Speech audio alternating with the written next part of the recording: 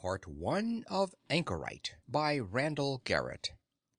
This story was first published in Analog Science Fact Science Fiction, November 1962. Recording by Phil Chenevert. Part 1. There are two basic kinds of fools: the ones who know they are fools, and the kind that, because they do not know that, are utterly deadly menaces. The Anchorite, Part 1. The mountain was spinning. Not dizzily, not even rapidly, but very perceptibly the great mass of jagged rock was turning on its axis. Captain St. Simon scowled at it. "By damn, Jules," he said, "if you can see 'em spinning, it's too damn fast." He expected no answer, and got none. He tapped the drive pedal gently with his right foot, his gaze shifting alternately from the instrument board to the looming hulk of stone before him. As the little spacecraft moved in closer, he tapped the reverse pedal with his left foot. He was now 10 meters from the surface of the asteroid. It was moving all right. "Well, Jules," he said in his most commanding voice, "we'll just see how fast she's moving. Prepare to fire torpedo number 1.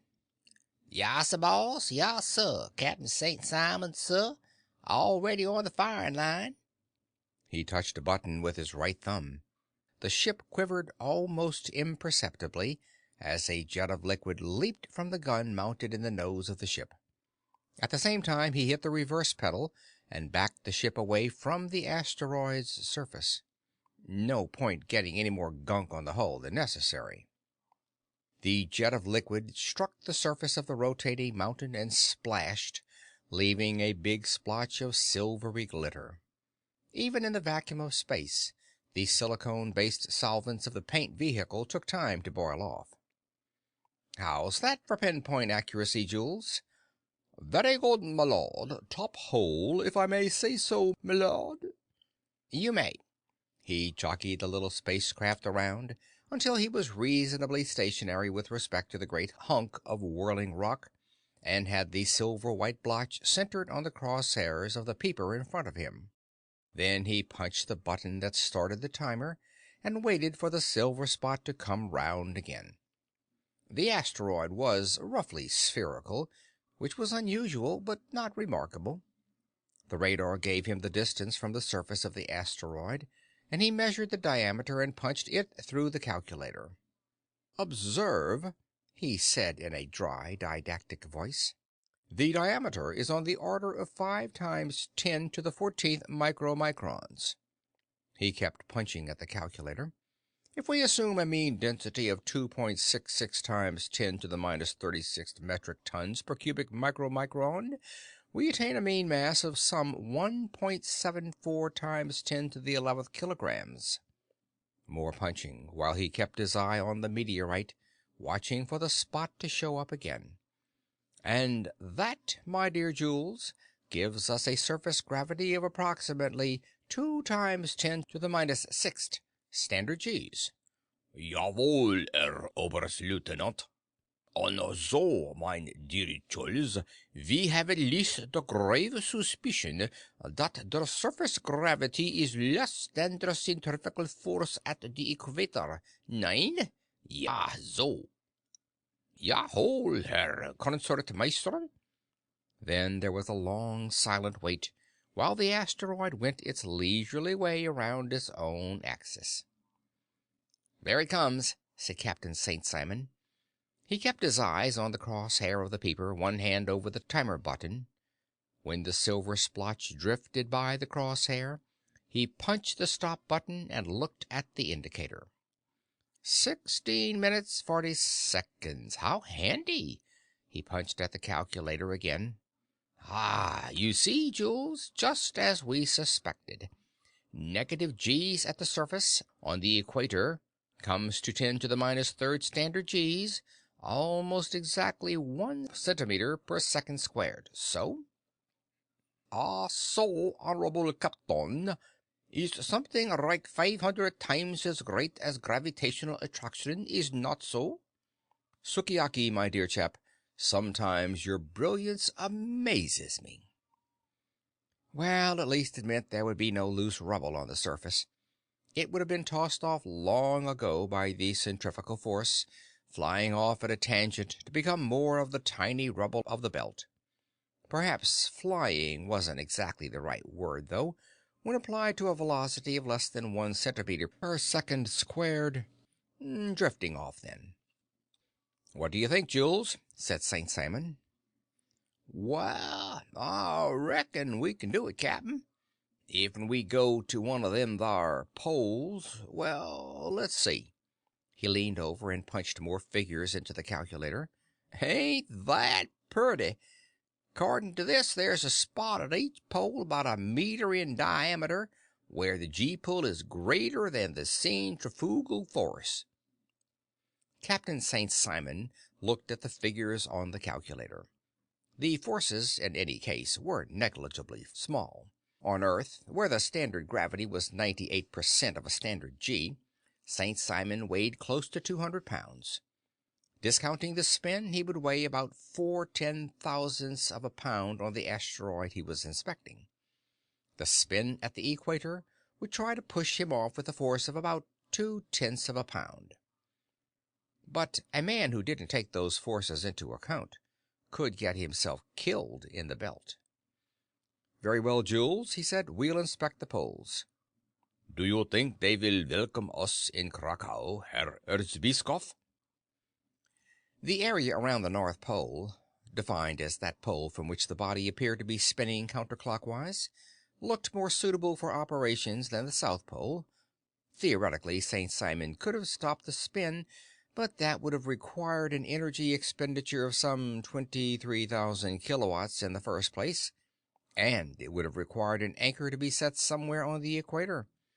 Since his purpose in landing on the asteroid was to set just such an anchor, stopping the spin would be a waste of time and energy.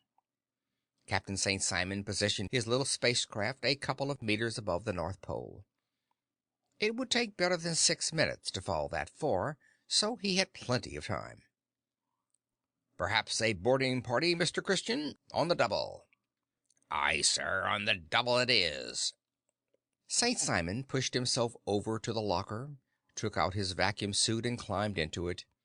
After checking it thoroughly, he said, "Prepare to evacuate main control room, Mr. Christian." Aye, aye, sir, all prepared and ready, I hope. Captain St. Simon looked around to make sure he hadn't left a bottle of coffee sitting somewhere.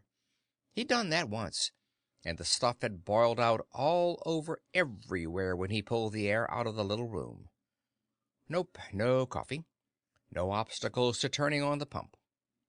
He thumbed the button, and the pump started to whine.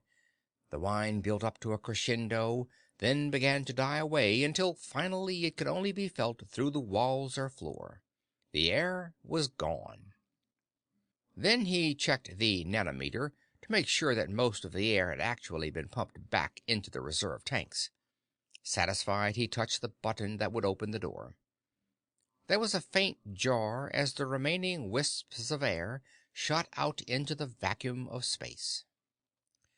St. Simon sat back down at the controls and carefully repositioned the ship. It was now less than a meter from the surface. He pushed himself over to the open door and looked out. He clipped one end of his safety cable to the steel eye bolt at the edge of the door. "Fasten on carefully, Jules," he said. "We don't want to lose anything." "Like what, mon capitaine?" "Like this spaceship, mon petit tête de mouton." "Ah, but no, my old and raw. We could not afford to lose the so dear Nancy Bell, could we?" The other end of the long cable was connected to the belt of the suit. Then St. Simon launched himself out the open door toward the surface of the planetoid. The ship began to drift, very slowly, but not so slowly as it had been falling, off in the other direction. He had picked the spot he was aiming for. There was a jagged hunk of rock sticking out that looked as though it would make a good handhold. Right nearby, there was a fairly smooth spot that would do to break his fall. He struck it with his palm and took up the slight shock with his elbow while his other hand grasped the outcropping. He had not pushed himself very hard. There is not much weathering on the surface of an asteroid. Micrometeorites soften the contours of the rock a little over the millions of millennia, but not much, since the debris in the belt all has roughly the same velocity. Collisions do occur, but they aren't the violent smashes that make the brilliant meteor displays of Earth. And there is still a standing argument among the men of the belt as to whether that sort of action can be called weathering. Most of the collisions tend to cause fracturing of the surface, which results in jagged edges. A man in a vacuum suit does not push himself against a surface like that with any great velocity. St. Simon knew to a nicety that he could propel himself against a bed of nails and broken glass at just the right velocity to be able to stop himself without so much as scratching his glove. And he could see that there was no ragged stuff on the spot he had selected. The slanting rays of the sun would have made them stand out in relief. Now he was clinging to the surface of the mountain of rock like a bug on the side of a cliff. On a nickel-iron asteroid, he could have walked around on the surface using the magnetic soles of his vacuum suit, but silicate rock is notably lacking in response to that attractive force. No soul, maybe. But directly and indirectly, that lack of response to magnetic forces was the reason for St. Simon's crawling around on the surface of that asteroid. Directly, because there was no other way he could move about on a non-metallic asteroid. Indirectly, because there was no way the big space tugs could get a grip on such an asteroid either. The nickel-iron brutes were a dead cinch to haul off to the smelters. All a space tug had to do was latch on to one of them with a magnetic grapple and start hauling. There was no such simple answer for the silicate rocks. The nickel-iron asteroids were necessary. They supplied the building material and the major export of the belt cities. They averaged around 80 to 90% iron, anywhere from 5 to 20% nickel, and perhaps 0.5% cobalt, with smatterings of phosphorus, sulfur, carbon, copper, and chromium, necessary but not sufficient. The silicate rocks ran only about 25% iron, in the form of non-magnetic compounds. They averaged 18% silicon, 14% magnesium, between 1 and 1.5% each of aluminum, nickel, and calcium, and good-sized dollops of sodium, chromium, phosphorus, manganese, cobalt, potassium, and titanium. But more important than these, as far as the immediate needs of the belt cities were concerned, was a big whopping 36% oxygen. In the belt cities, they had soon learned that, physically speaking, the stuff of life was not bread, and no matter how carefully oxygen is conserved, no process is 100% efficient. There will be leakage into space, and that which is lost must be replaced. There is plenty of oxygen locked up in the silicates. The problem is towing them to the processing plants where the stuff can be extracted. Captain St. Simon's job was simple. All he had to do was sink an anchor into the asteroid so that the space tugs could get a grip on it. Once he had done that, the rest of the job was up to the tug crew. He crawled across the face of the floating mountain. At the spot where the North Pole was, he braced himself, and then took a quick look around at the Nancy Bell. She wasn't moving very fast. He had plenty of time. He took a steel piton out of his tool pack, transferred it to his left hand, and took out a hammer. Then, working carefully, he hammered the piton into a narrow cleft in the rock. 3 more of the steel spikes were hammered into the surface, forming a rough quadrilateral around the pole. "That looks good enough to me, Jules," he said when he had finished. "Now that we have our little anchors, we can put the monster in." Then he grabbed his safety line and pulled himself back to the Nancy Bell. The small craft had floated away from the asteroid a little, but not much. He repositioned it after he got the rocket drill out of the storage compartment. "Make way for the stovepipe," he said as he pushed the drill ahead of him out the door. This time he pulled himself back to his drilling site by means of a cable which he had attached to one of the pitons. The setting up of the drill didn't take much time, but it was done with a great deal of care. He set the 4-foot tube in the center of the quadrilateral formed by the pitons and braced it in position by attaching lines to the eyes of a detachable collar that encircled the drill. Once the drill started working, it wouldn't need bracing, but until it did, it had to be held down. All the time he worked, he kept his eyes on his lines and on his ship. The planetoid was turning under him, which made the ship appear to be circling slowly around his worksite. He had to make sure that his lines didn't get tangled or twisted while he was working. As he set up the bracing on the 6-inch diameter drill, he sang a song that Kipling might have been startled to recognize. "To the tables down at Maury's, to the place where Louis dwells, where it's always double drill and no canteen, sit the whiffin' poofs assembled, with their glasses raised on high, and they'll get a swig in hell from Gunga Din." When the drill was firmly based on the surface of the planetoid, St. Simon hauled his way back to his ship along his safety line. Inside, he sat down in the control chair and backed well away from the slowly spinning hunk of rock. Now there was only one thin pair of wires stretching between his ship and the drill on the asteroid. When he was a good 50 meters away, he took one last look to make sure everything was as it should be. "Stand by for a broadside." "Standing by, sir." "You may fire when ready, Gridley." "Aye, sir. Rockets away." His forefinger descended on a button which sent a pulse of current through the pair of wires that trailed out the open door to the drill 50 meters away. A flare of light appeared on the top of the drill. Almost immediately it developed into a tongue of rocket flame. Then a glow appeared at the base of the drill, and flame began to billow out from beneath the tube. The drill began to sink into the surface, and the planetoid began to move ever so slowly. The drill was essentially a pair of opposed rockets. The upper one, which tried to push the drill into the surface of the planetoid, developed nearly 40% more thrust than the lower one. Thus the lower one, which was trying to push the drill off the rock, was outmatched.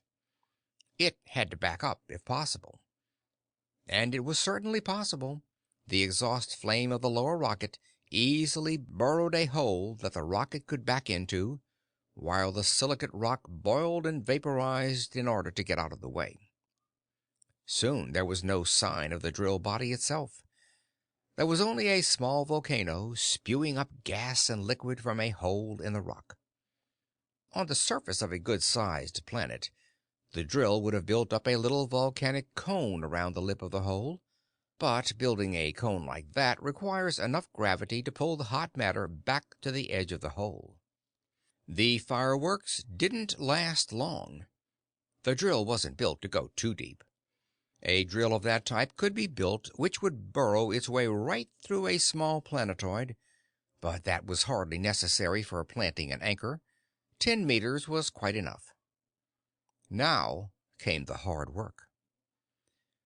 On the outside of the Nancy Bell, locked into place, was a specially treated nickel-steel eye-bolt, 30 feet long and 8 inches in diameter.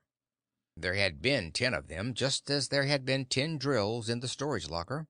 Now the last drill had been used, and there was but one eye-bolt left. The Nancy Bell would have to go back for more supplies after this job. The anchor bolts had a mass of 4 metric tons each. Maneuvering them around, even when they were practically weightless, was no easy job. St. Simon again matched the velocity of the Nancy Bell with that of the planetoid, which had been accelerated by the drill's action. He positioned the ship above the hole which had been drilled into the huge rock. Not directly above it. Rocket drills have been known to show spurts of life after they were supposed to be dead. St. Simon had timed the drill, and it had apparently behaved as it should, but there was no need to take chances. "Fire brigade, stand by." "Fire brigade standing by, sir." A nozzle came out of the nose of the Nancy Bell and peeped over the rim of the freshly drilled hole. "Ready, aim, squirt." A jet of kerosene-like fluosilicone oil shot down the shaft. When it had finished its work, there was little possibility that anything could happen at the bottom. Any unburned rocket fuel would have a hard time catching fire with that stuff soaking into it. "Ready to lower the boom, Mr. Christian," bellowed St. Simon. "Aye, sir. Ready, sir." "Lower away." His fingers played rapidly over the control board. Outside the ship, the lower end of the great eye bolt was released from its clamp, and a small piston gave it a little shove. In a long, slow, graceful arc, it swung away from the hull, swiveling around the pivot clamp that held the eye. The braking effect of the pivot clamp was precisely set to stop the eye bolt when it was at right angles to the hull. Moving carefully, St. Simon maneuvered the ship until the far end of the bolt was directly over the shaft. Then he nudged the Nancy Bell sideways, pushing the bolt down into the planetoid. It grated a couple of times, but between the power of the ship and the mass of the planetoid, there was enough pressure to push it past the obstacles. The rocket drill and the eye bolt had been designed to work together. The hole made by the first was only a trifle larger than the second. The anchor settled firmly into place. St. Simon released the clamps that held the eye bolt to the hull of the ship, and backed away again. As he did, a power cord unreeled, for the eye bolt was still connected to the vessel electrically. Several meters away, St. Simon pushed another button. There was no sound, but his practiced eye saw the eye of the anchor quiver. A small explosive charge set in the buried end of the anchor had detonated, expanding the far end of the bolt, wedging it firmly in the hole. At the same time, a piston had been forced up a small shaft in the center of the bolt, forcing a catalyst to mix with a fast-setting resin, and extruding the mixture out through half a dozen holes in the side of the bolt. When the stuff set, the anchor was locked securely to the sides of the shaft, and thus to the planetoid itself. St. Simon waited a few minutes to make sure the resin had set completely. Then he clambered outside again and attached a heavy towing cable to the eye of the anchor, which projected above the surface of the asteroid. Back inside the ship again, he slowly applied power. The cable straightened and pulled at the anchor as the Nancy Bell tried to get away from the asteroid. "Jules, old bunion," he said as he watched the needle of the tension gauge, "we have set her well." "Yes, my lord. So it would appear, my lord." St. Simon cut the power. "Very good, Jules. Now we shall see if the beeper is functioning as it should." He flipped a switch that turned on the finder pickup, then turned the selector to his own frequency band. "Beep," said the radio importantly. "Beep." The explosion had also triggered on a small but powerful transmitter built into the anchor.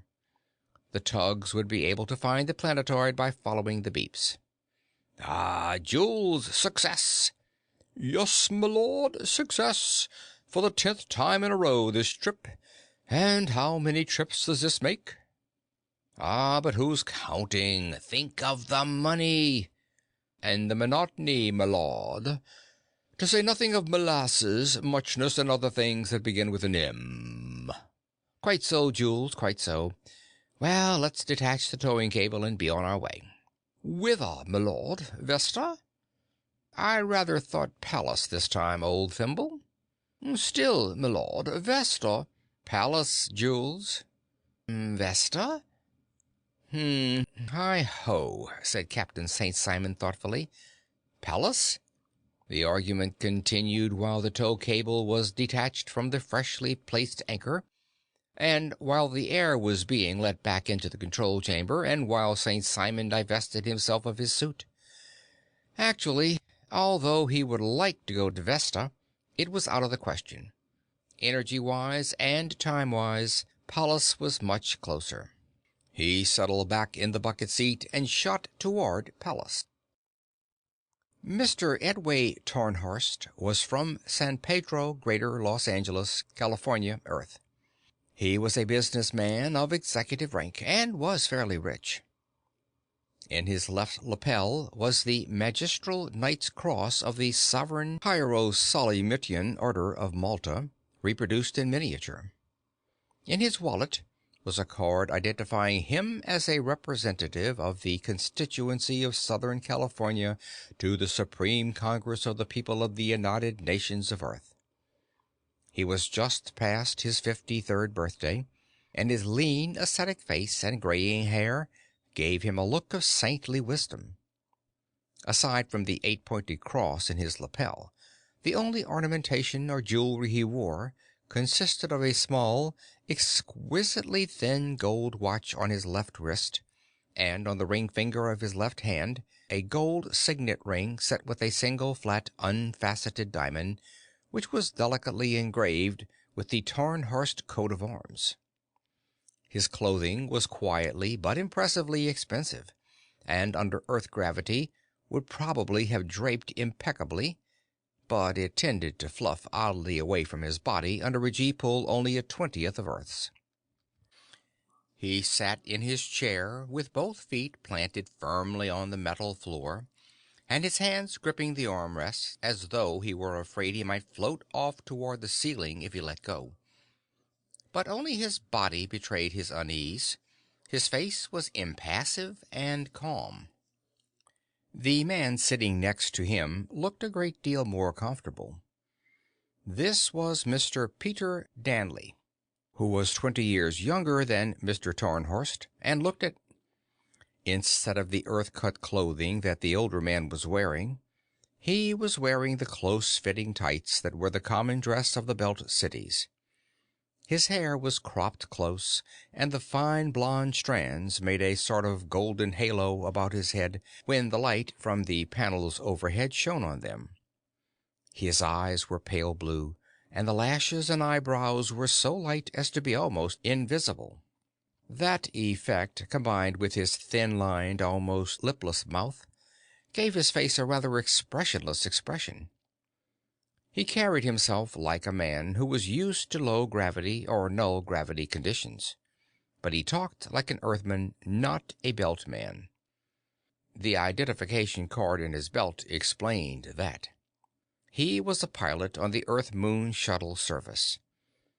In the eyes of anyone from the Belt cities, he was still an Earthman, not a true spaceman.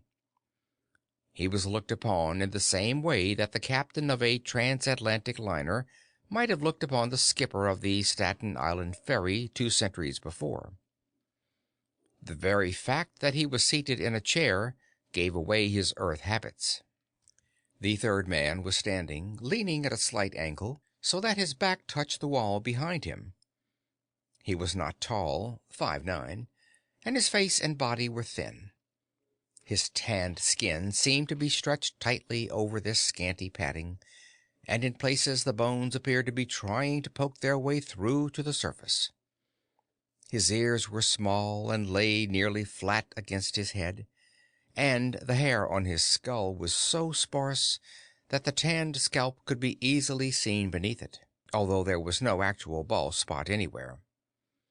Only his large, luminous brown eyes showed that nature had not skimped on everything when he was formed. His name was lettered neatly on the outside of the door of the office. Jorge Alhamid. In spite of the French spelling, he pronounced the name George in the English manner. He had welcomed the two Earthmen into his office, smiling the automatic smile of the diplomat, as he welcomed them to Pallas.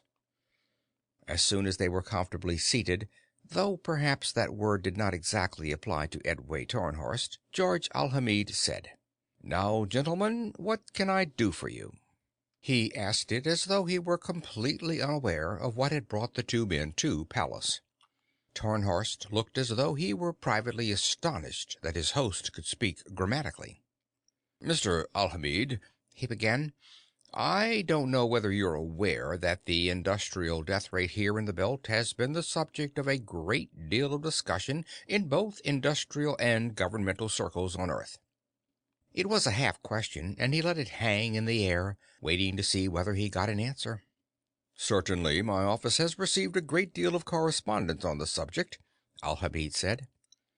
His voice sounded as though Tarnhorst had mentioned nothing more serious than a commercial deal. Important, but nothing to get into a heavy sweat over. Tarnhorst nodded, and then held his head very still. His actions betrayed the fact that he was not used to the messages his semicircular canals were sending his brain when he moved his head under low G.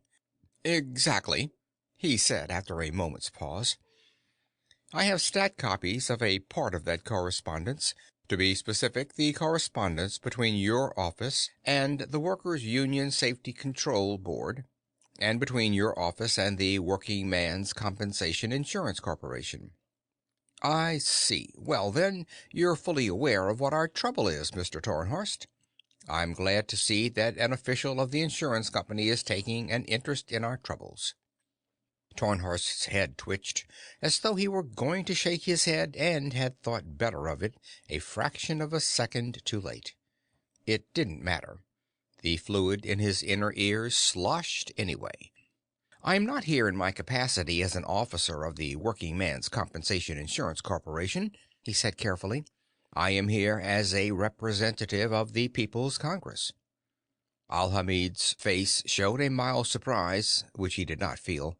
"I'm honored, of course, Mr. Tarnhorst," he said, "but you must understand that I am not an official of the government of Pallas." Tarnhorst's ascetic face betrayed nothing.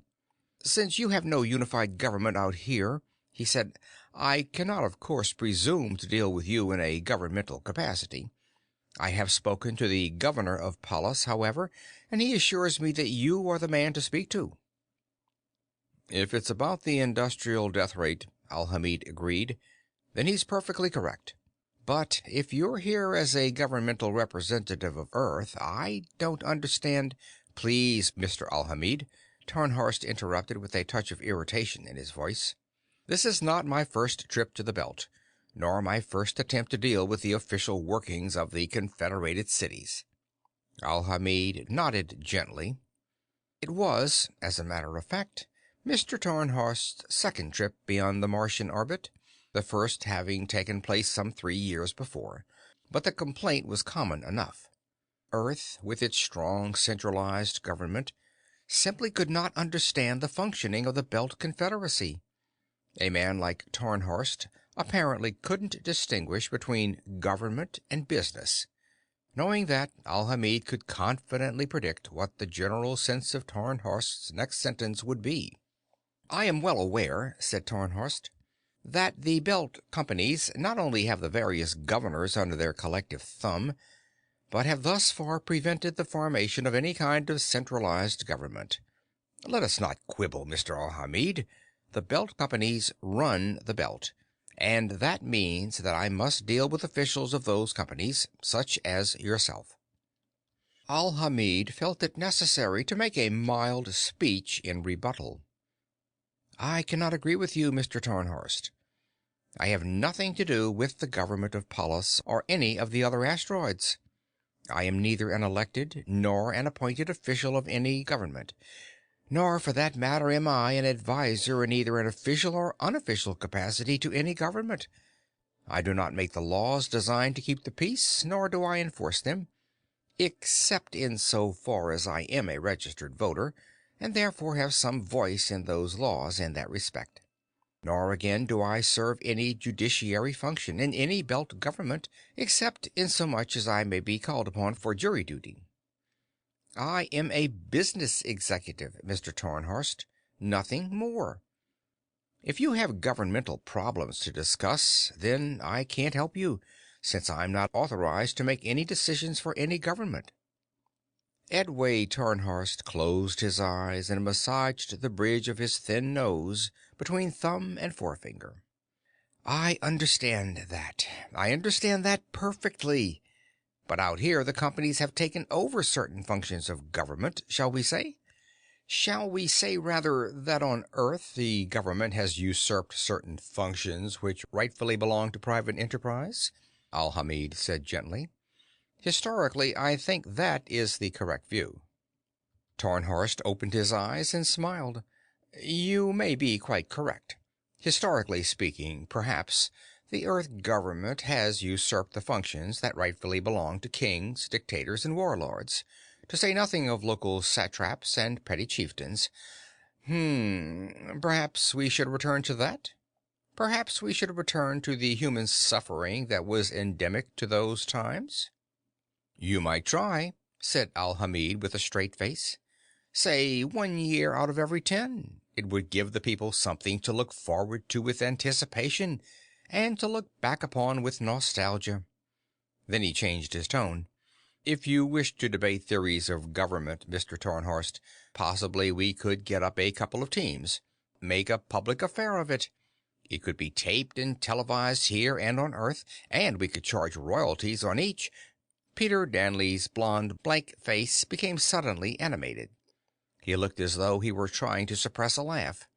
He almost succeeded. It came out as a cough. At the same time, Tarnhorst interrupted Alhamid. You have made your point, Mr. Alhamid, he said in a brittle voice. Permit me to make mine.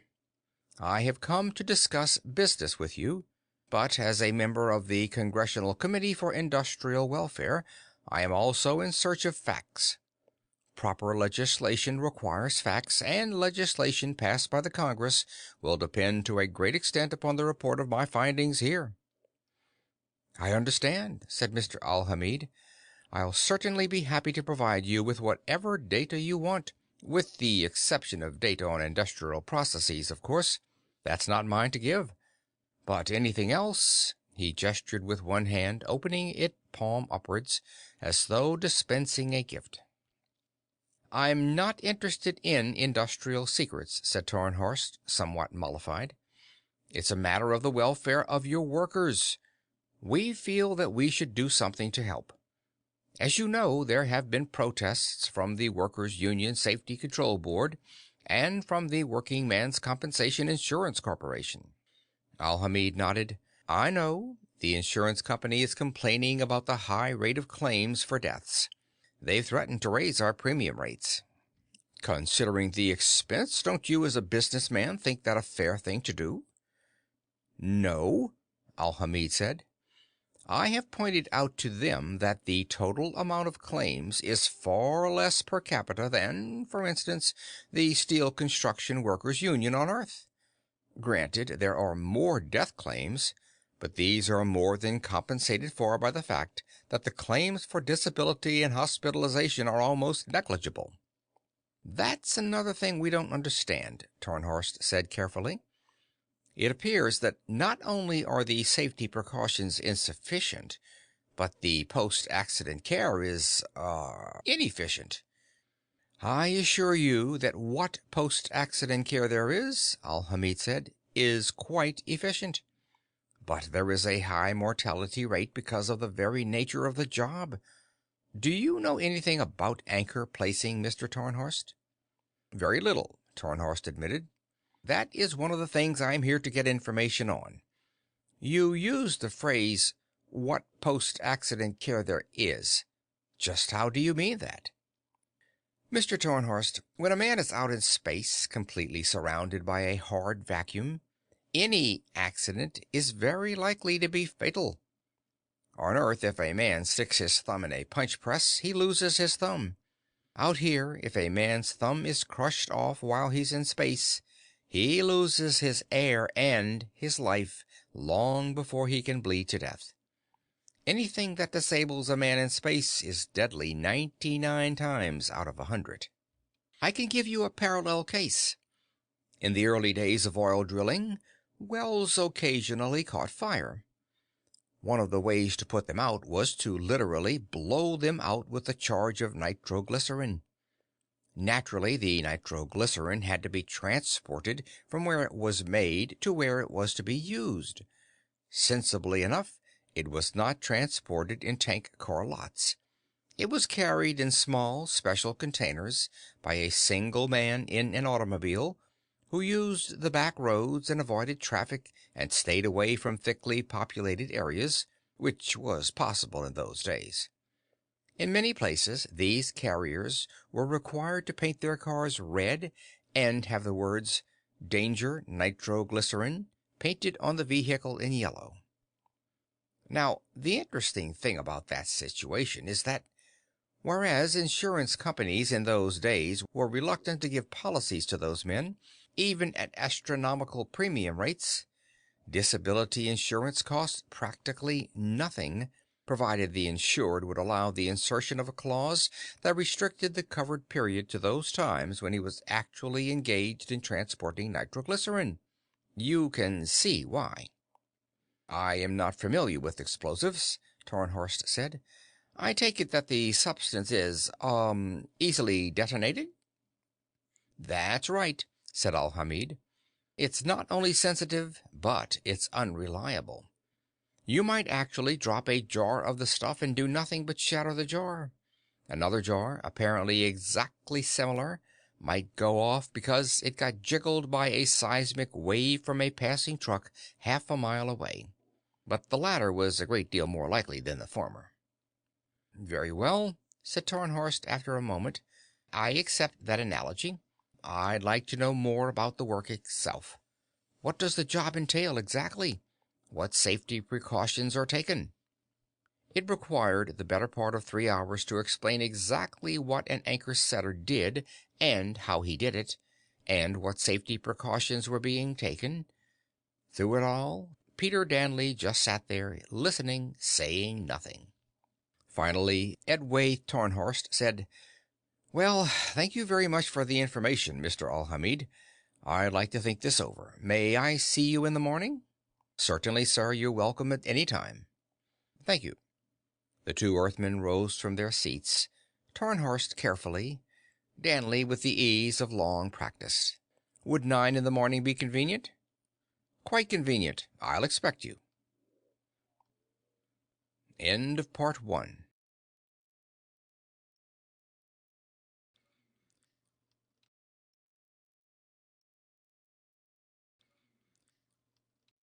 Part 2 of Anchorite by Randall Garrett. Danley glided over to the door and held it open for Tarnhorst. He was wearing magnetic glide shoes, the standard footwear of the belt, which had 3 ball bearings in the forward part of the sole, allowing the foot to move smoothly in any direction, while the rubber heel could be brought down to act as a brake when necessary. He didn't handle them with the adeptness of a belt man, but he wasn't too awkward. Tarnhorst was wearing plain magnetic-soled boots, the lift 'em up and lay 'em down type. He had no intention of having his dignity compromised by shoes that might treacherously scoot out from under him. As soon as the door had closed behind them, George Alhamid picked up the telephone on his desk and punched a number. When a woman's voice answered at the other end, he said, "Miss Lehman, this is Mr. Alhamid. I'd like to speak to the governor." There was a pause, then, "George, Larry here." Alhamid leaned back comfortably against the wall. "I just saw your guests, Larry. I spent damn near 3 hours explaining why it was necessary to put anchors in rocks, how it was done, and why it was dangerous." Did you convince him? Tarnhorst, I mean. I doubt it. Oh, I don't mean he thinks I'm lying or anything like that. He's too sharp for that. But he is convinced that we're negligent, that we're a bunch of barbarians who care nothing about human life. You've got to unconvince him, George, the governor said worriedly. The Belt still isn't self-sufficient enough to be able to afford an Earth embargo. They can hold out longer than we can. I know, Al-Hamid said. Give us another generation, and we can tell the World Welfare State where to head in. But right now, things are touchy, and you and I are in the big fat middle of it. He paused, rubbing thoughtfully at his lean blade of a nose with a bony forefinger. Larry, what do you think of that blonde nonentity Tarnhorst brought with him? He's not a nonentity, the governor objected gently. He just looks it. He's Tarnhorst's expert on space industry, if you want my opinion. Did he say much of anything while he was with you? Hardly anything. Same here. I have a feeling that his job is to evaluate every word you say and report his evaluation to Tarnhorst. You'll have to be careful. I agree, Al-Hamid said. But he complicates things. I have a feeling that if I tell Tarnhorst a straight story, he'll believe it. He seems to be a pretty shrewd judge. But Danley just might be the case of the man who is dangerous because of his little learning. He obviously knows a devil of a lot more about operations in space than Tarnhorst does, and he's evidently a hand-picked man, so that Tarnhorst will value his opinion. But it's evident that Danley doesn't know anything about space by our standards. Put him on a boat as an anchorman, and he'd be lucky if he set a single anchor. Well, there's not much chance of that. How do you mean? He's dangerous? I'll give you a for instance. Suppose you've got a complex circuit using alternating current, and you're trying to explain to a reasonably intelligent man how it works and what it does.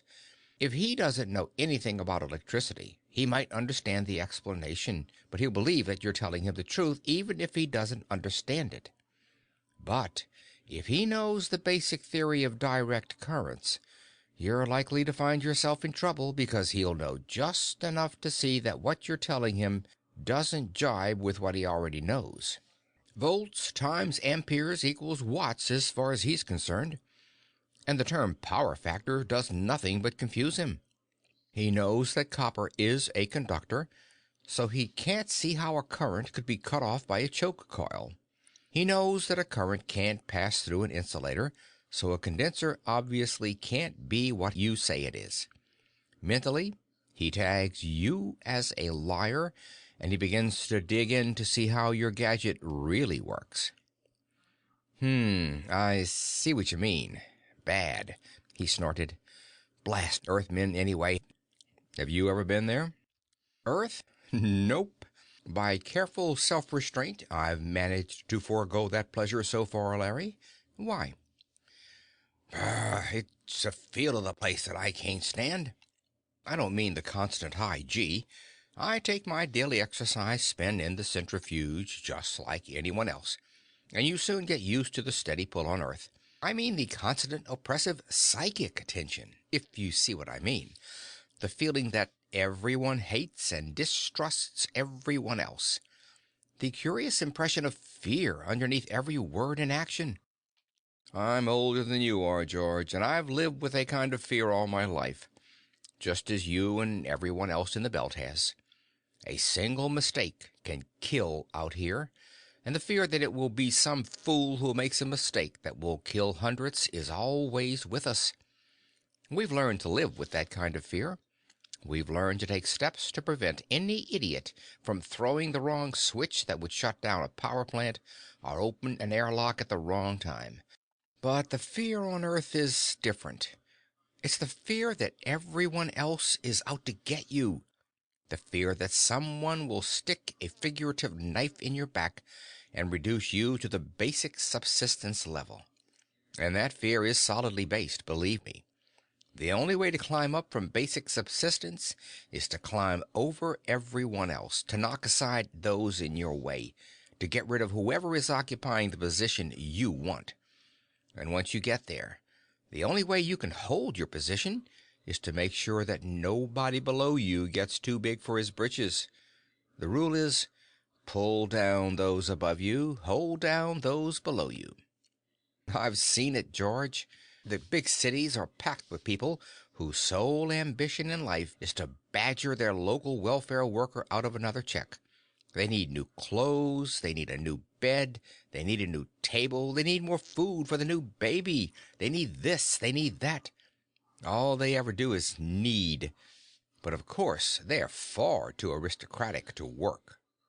Those who do have ambition have to become politicians, in the worst sense of the word. They have to gain some measure of control over the dispersal of largesse to the mob. They have to get themselves into a position where they can give away other people's money so that they can get their cut too. And even then, the man who gets to be a big shot doesn't dare show it. Take a look at Tarnhorst. He's probably one of the best of a bad lot. He has his fingers in a lot of business pies which make him money, and he's in a high enough position in the government to enable him to keep some of his money. But his clothing is only a little better than the average, just as the man who is on basic subsistence wears clothes that are only a little bit worse than the average. That diamond ring of his is a real diamond, but you can buy imitations that can't be told from the real thing except by an expert, so his diamond doesn't offend anyone by being ostentatious, and it's unfaceted to eliminate offensive flash. All the color has gone out of life on Earth, George. Women held out longer than men did, but now no man or woman would be caught wearing a bright-colored suit. You don't see any reds or yellows or blues or greens or oranges, only grays and browns and black. It's not for me, George. I'd much rather live in fear of the few fools who might pull a stupid trick that would kill me, rather than live in the constant fear of everyone around me, all who want to destroy me deliberately. I know what you mean, said Alhamid, but I think you've put the wrong label on what you're calling fear. There's a difference between fear and having a healthy respect for something that is dangerous but not malignant. That vacuum out there isn't out to get anybody. The only people it kills are the fools who have no respect for it, and the neurotics who think that it wants to murder them. You're neither, and I know it. The governor laughed. That's the advantage we have over Earthmen, George. We went through the same school of hard knocks together, all of us, and we know how we stack up against each other. True, Alhamid said darkly. But how long will that hold if Tarnhorst closes the school down? That's what you've got to prevent, said the governor flatly. If you need help, yell. I will, Alhamid said, very loudly. He hung up, wishing he knew what Tarnhorst and Danley had in mind. The trouble with these people, Danley, said Edway Tarnhorst, is that they have no respect whatever for human dignity. They have a tendency to overlook the basic rights of the individual. They're certainly different, Peter Danley said. Tarnhorst juggled himself up and down on the easy chair in which he was seated, as though he could hardly believe that he had weight again. He hated low G. It made him feel awkward and undignified. The only thing that reminded him that this was not real gravity was the faint but all-pervasive hum of the huge engines that drove the big centrifuge. The rooms had cost more, but they were well worth it as far as Tarnhorst was concerned. How do you mean different? He asked almost absently, settling himself comfortably into the cushions. I don't know exactly. There's a hardness, a toughness. I can't quite put my finger on it, but it's the way they act, the way they talk. Surely you'd noticed that before? Tarnhorst asked in mild surprise. You've met these Belt men on Luna. And they're women, Danley said with a nod. But the impact is somewhat more pronounced on their own home ground, seeing them en masse. They're women, Tarnhorst said, caught by the phrase. Faugh! Bright-colored birds, giggling children, and no more morals than a common house cat. Oh, they're not as bad as all that, Danley objected. Their clothing is a little bright, I'll admit, and they laugh and kid around a lot, but I wouldn't say that their morals were any worse than those of a girl from New York or London. Arrogance is the word, said Tarnhorst. Arrogance. Like the way that Alhamid kept standing all the time we were talking, towering over us that way. Just habit, Danley said. When you don't weigh more than 6 or 7 pounds, there's not much point in sitting down. Besides, it leaves them on their feet in case of emergency.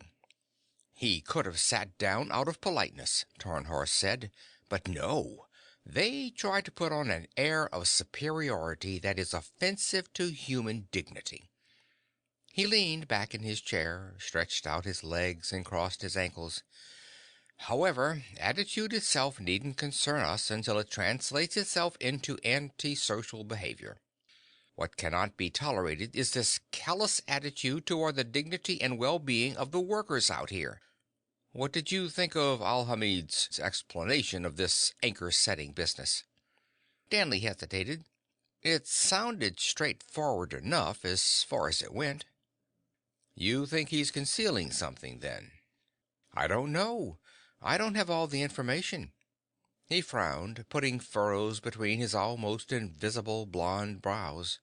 I know that neither government business nor insurance business are my specialty, but I would like to know a little more about the background before I render any decision.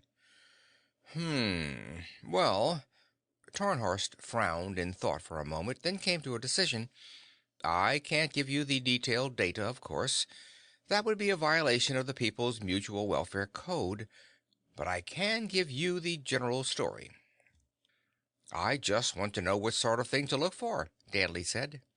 Certainly, certainly. Well, Tarnhorst paused to collect his thoughts, then launched into his speech. It has now been over 80 years since the first colonists came out here to the belt. At first the ties with Earth were quite strong, naturally.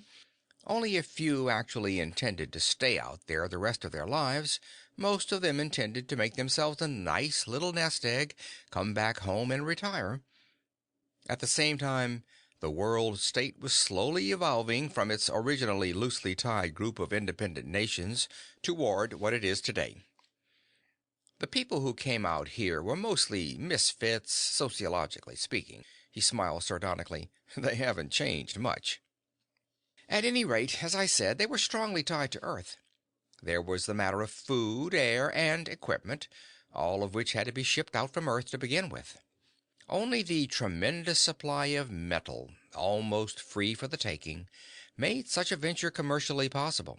Within 25 years, however, the various industrial concerns that managed the belt mining had become self-supporting.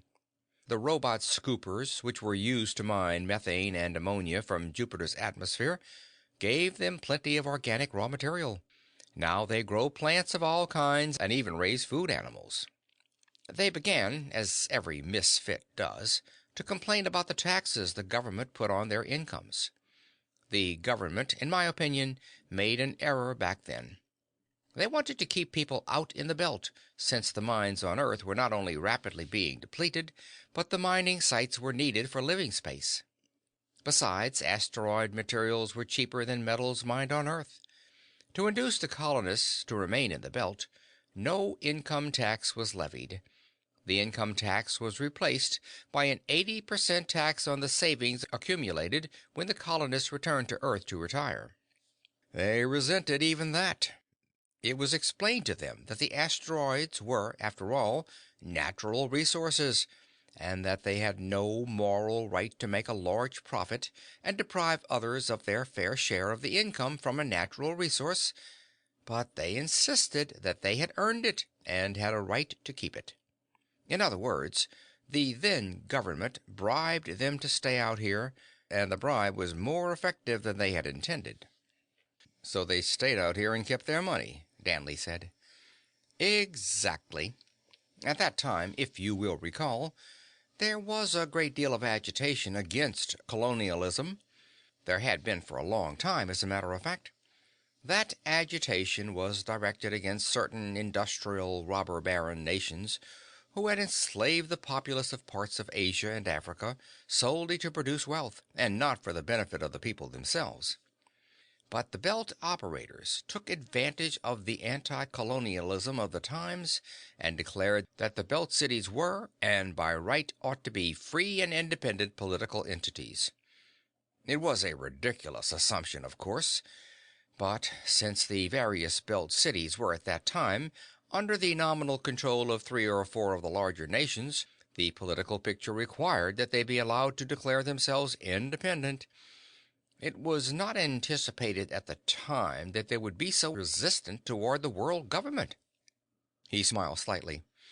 Of course, by refusing to send representatives to the People's Congress, they have in effect cut themselves off from any voice in human government. Then he shrugged. At the moment, that is neither here nor there. What interests us at the moment is the death rate curve of the anchor sinkers, or whatever they are. Do you know that it is practically impossible for anyone to get a job out there in the Belt unless he has had experience in the anchor setting field? No, Danley admitted. It's true. For every other job, they want only men with space experience. And by space experience, they mean anchor setting, because that's the only job a man can get without previous space experience. They spend 6 months in a special school learning to do the work, according to our friend Mr. George Alhamid. Then they are sent out to set anchors. Small ones at first, in rocks only a few meters in diameter, then larger ones. After a year or so at that kind of work, they can apply for more lucrative positions. I see nothing intrinsically wrong in that, I will admit, but the indications are that the schooling, which should have been getting more efficient over the years, has evidently been getting more lax. The death rate has gone up. Just a minute, Danley interrupted. Do you mean that a man has to have what they call space experience before he can get any kind of a job? Tarnhorst shook his head and was pleased to find that no nausea resulted. No, of course not. Clerical jobs, teaching jobs, and the like don't require that sort of training. But there's very little chance for advancement unless you're one of the elite. A physician, for example, wouldn't have many patients unless he had had space experience. He wouldn't be allowed to own or drive a spaceboat, and he wouldn't be allowed to go anywhere near what was called critical areas, such as airlocks, power plants, or heavy industrial installations. It sounds to me as though they have a very strong union, said Danley. If you want to call it that, yes, Tarnhorst said. Anything that has anything to do with operations in space requires that sort of experience. And there are very few jobs out here that can avoid having anything to do with space. Space is only a few kilometers away. The expression on his face showed that he didn't much care for the thought. I don't see that so bad, Danley said. Going out there isn't something for the unexperienced. A man who doesn't know what he's doing can get himself killed easily, and what's worse, he's likely to take others with him. You speak, of course, from experience, Tarnhorst said with no trace of sarcasm. I accept that. By not allowing inexperienced persons in critical areas, the Belt companies are at least indirectly looking out for the welfare of the people. But we mustn't delude ourselves into thinking that this is their prime objective. These Belt companies are no better than the so-called industrial giants of the 19th and 20th centuries. The government here is farcical. The sole job is to prevent crime and to adjudicate small civil cases. Every other function of proper government, the organization of industry, the regulation of standards, the subsidizing of research, the control of prices, and so on, are left to the Belt companies or to the people. The Belt cities are no more than what used to be called company towns. I understand that, Danley said, but they seem to function fairly smoothly. Tarnhorst eyed him. If by smoothly functioning you mean the denial of the common rights of human freedom and dignity, yes. Oh, they give their sop to such basic human needs as the right of every individual to be respected, but only because Earth has put pressure on them. Otherwise, people who through no fault of their own were unable to work or get space experience would be unable to get jobs and would be looked down upon as pariahs. You mean there are people here who have no jobs? I wouldn't think that unemployment would be a problem out here. It isn't, said Tarnhorst, yet. But there are always those unfortunates who are psychologically incapable of work, and society must provide for them. The Belt Cities provide for a basic education, of course. As long as a person is going to school, he is given a stipend. But a person who has neither the ability to work nor the ability to study is an outcast, even though he is provided for by the companies. He is forced to do something to earn what should be his by right. He is given menial and degrading tasks to do. We would like to put a stop to that sort of thing, but we have no means of doing so. He paused, as though considering whether he had said too much. The problem at hand, he went on hurriedly, is the death curve. When this technique for taking the rocks to the smelters was being worked out, the death rate was, as you might imagine, quite high. The Belt Companies had already been operating out here for a long time before the stony meteorites were mined commercially. At first, the big thing was nickel iron. That's what they came out here to get in the beginning. That's where most of the money still is. But the stony asteroids provide them with their oxygen. The anchor setting technique was worked out at a time when the Belt Companies were trying to find ways to make the Belt self-sufficient. After they got the technique worked out so that it operated smoothly, the death rate dropped way down. It stayed down for a little while and then began to rise again. It has nearly reached an all-time high. Obviously, something is wrong, and we have to find out what it is. Danley scratched ruminatively behind his right ear and wished he'd had the opportunity to study history. He had been vaguely aware of the broad outlines, but the details had never been brought to his attention before. Suppose Alhamid is trying to hide something, he said after a moment. What would it be, do you think? Tarnhorst shrugged and spread his hands. What could it be but some sort of money-saving scheme? Inferior materials being used at a critical spot, perhaps, skipping on quality or quantity. Somewhere, somehow, they are shaving costs at the risk of the workers' lives. We have to find out what it is. Peter Danley nodded. You don't mean we, Danley thought to himself. I'm the only one who's going to have to go out there and find it while you sit here safe. He felt that there was a pretty good chance that these Belt operators might kill him to keep him from finding out what it was they were saving money on. Aloud, he said, I'll do what I can, Mr. Tarnhorst. Tarnhorst smiled. I'm certain you will. That's why I needed someone who knows more about the business than I. And when we do find it, what then? Then we force them to make the proper changes or there will be trouble.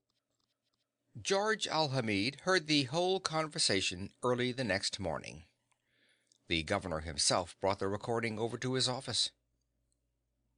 Do you think he knew he was being overheard? The governor shrugged. Who knows? He waltzed all around what he was trying to say, but that may have been just native caution, or he may not want Danley to know what's on his mind. How could he bring Danley out here without telling him anything beforehand? Alhamid asked thoughtfully. Is Danley really that ignorant, or was the whole conversation for our ears? I'm inclined to think that Danley really didn't know. Remember, George, the best way to hold down the ones below you is to keep them from gaining any knowledge, to keep data out of their hands, except for the carefully doctored data you want them to have. I know, Alhamid said. History isn't exactly a popular subject on Earth. He tapped his fingers gently on the case of the playback, and looked at it as if he were trying to read the minds of the persons who had spoken the words he had just heard. I really think he believed that his nullifying equipment was doing its job, the governor continued. He wouldn't have any way of knowing we could counteract it. Al-Hamid shrugged. It doesn't matter much. We still have to assume that he's primarily out to bring the Belt Cities under Earth control. To do that, all he'd have to do is find something that could be built up into a scandal on Earth. Not all, George, the governor said.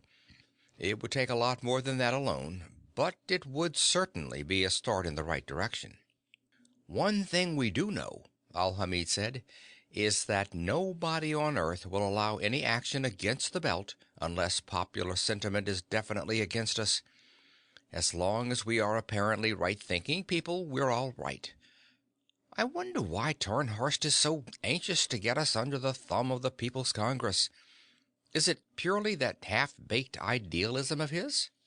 Mostly. He has the notion that everybody has a right to be accorded the respect of his fellow man, and that right is something that every person is automatically given at birth, not something he has to earn. What gave him his particular gripe against us, I don't know, but he's been out to get us ever since his trip here 3 years ago. You know, Larry, Al-Hamid said slowly, I'm not quite sure which is harder to understand. How a whole civilization could believe that sort of thing, or how a single intelligent man could. It's a positive feedback, the governor said. That sort of thing has wrecked civilizations before and will do it again. Let's not let it wreck ours. Are you ready for the conference with our friend now? George Al-Hamid looked at the clock on the wall. Ready as I'll ever be. You'd better scram, Larry. We mustn't give Mr. Tarnhorst the impression that there's some sort of collusion between business and government out here in the Belt. Heaven forfend! I'll get. When he left, the governor took the playback with him. The recording would have to be filed in the special secret files. Captain St. Simon eased his spaceboat down to the surface of Pallas and threw on the magnetic anchor which held the little craft solidly to the metal surface of the landing field. The traffic around Pallas was fairly heavy this time of year, since the planetoid was on the same side of the sun as Earth, and the big cargo haulers were moving in and out, loading refined metals and raw materials, unloading manufactured goods from Earth. He'd had to wait several minutes in the traffic pattern before being given clearance for anchoring. He was already dressed in his vacuum suit, and the cabin of the boat was exhausted of its air. He checked his control board, making sure every switch and dial was in the proper position. Only then did he open the door and step out to the gray surface of the landing field. His suitcase, a spherical sealed container that the Beltmen jokingly referred to as a bomb, went with him.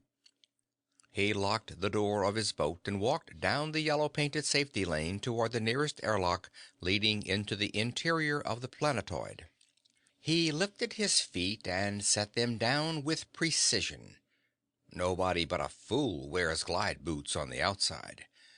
He kept his eyes moving, up and around, on both sides, above and behind. The yellow path was supposed to be a safety lane, but there was no need of taking the chance of having an out-of-control ship come sliding in on him.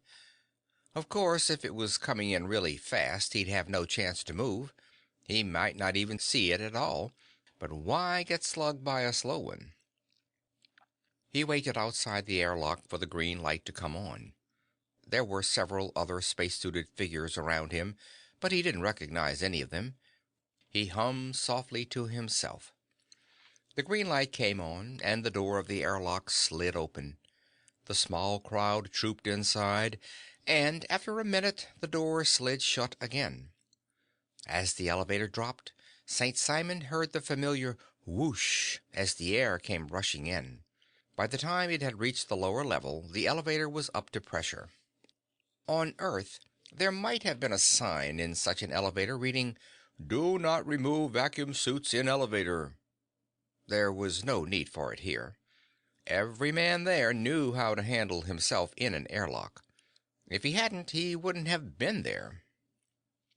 After he had stepped out of the elevator along with the others and the door had closed behind him, St. Simon carefully opened the cracking valve on his helmet. There was a faint hiss of incoming air, adjusting the slight pressure differential. He took off his helmet, tucked it under his arm, and headed for the check-in station. He was walking down the corridor toward the checker's office when a hand clapped him on the shoulder. Bless me if it isn't St. Simon the Silent. Long time no, if you'll pardon the cliché, see. St. Simon turned, grinning. He had recognized the voice. Hi, Carrie. Good to see you. Good to see me? Forsooth. Odds bodkins. Hath turned liar on top of everything else, good saint? Good to see me, indeed? From such a face and form as mine, the noblest sentiments sound like the black utterances of a depraved imagination. No, dear old holy pillar setter. No, indeed. It may be a pleasure to hear my mellifluous voice, a pleasure I often indulge in myself, but it couldn't possibly be a pleasure to see me. And all the while, St. Simon was being pummeled heartily on the shoulder, while his hand was pumped as though the other man was expecting to strike oil at any moment. His assailant was not a handsome man. Years before, a rare, fast-moving meteor had punched its way through his helmet and taken part of his face with it. He had managed to get back to his ship and pump air in before he lost consciousness. He had had to stay conscious because the only thing that held the air in his helmet had been his hand pressed over the quarter-inch hole. Even so, the drop in pressure had done its damage. The surgeons had done their best to repair the smashed face, but Cary Brand's face hadn't been much to look at to begin with, and the mottled purple of the distended veins and capillaries did little to improve his looks.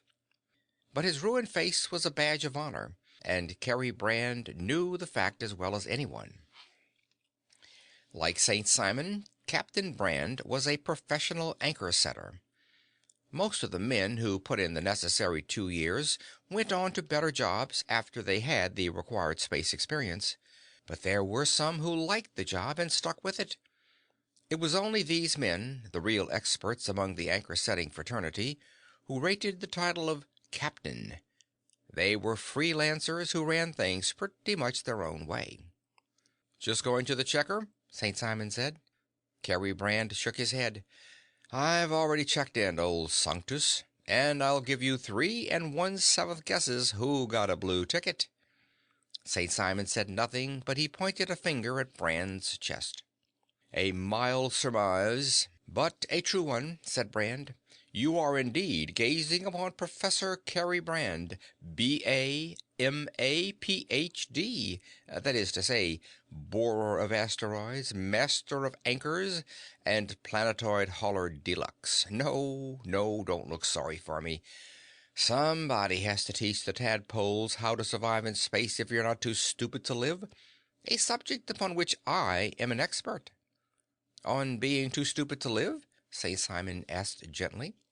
A distinct touch. You are developing a certain unexpected vein of pawky humor, Watson, against which I must learn to guard myself. He looked down at the watch on his wrist. Why don't you go ahead and check in, and then we'll go pub crawling? I have it on good authority that a few 1,000 gallons of Danish ale were piped aboard Pallas yesterday, and you and I should do our best to reduce the surplus. Sounds good to me, said St. Simon agreeably. They started on toward the checker's office. Consider, my dear St. Simon, said Brand, how fortunate we are to be living in an age and a society where the dictum, those who can do, those who can't teach, no longer holds true. It means that we weary, work-hardened experts are called in every so often, handed our little blue ticket, and given 6 months off with pay, if we will only do the younger generation the favor of pounding a modicum of knowledge into their heads.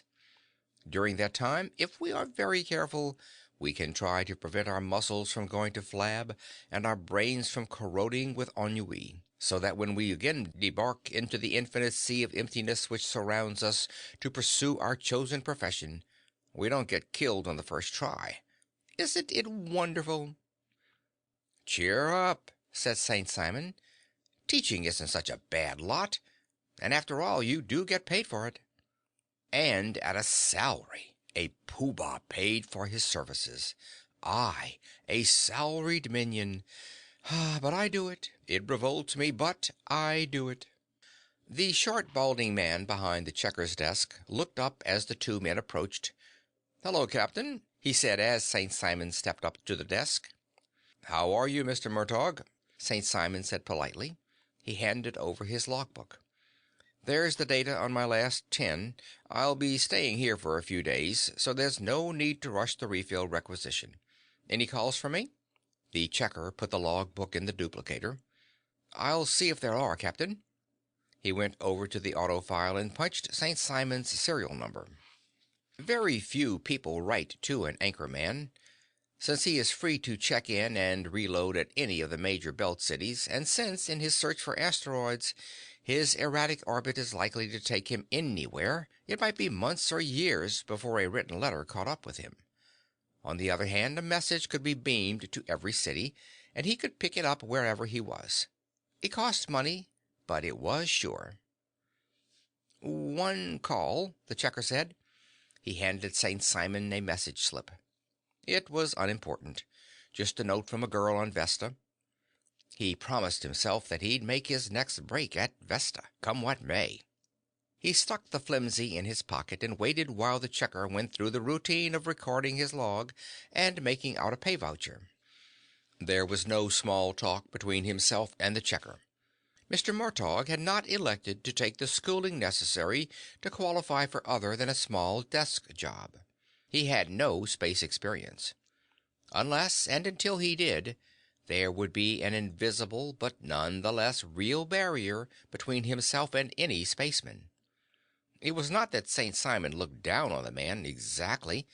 It was simply that Murtaugh had not proved himself, and therefore there was no way of knowing whether he could be trusted or not.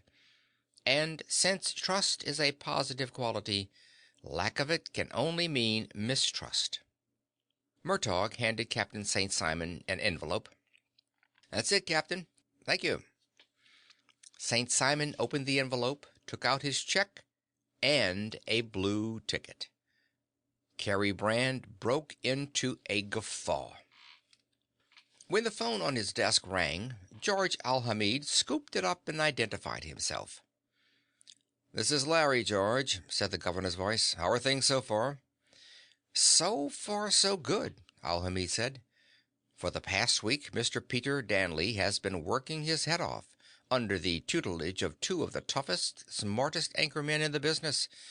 But you should have seen the look on their faces when I told them they were going to have an Earthman for a pupil." The governor laughed. "I'll bet. How's he coming along?" "He's learning. How are you doing with your pet?" "I think I'm softening him, George.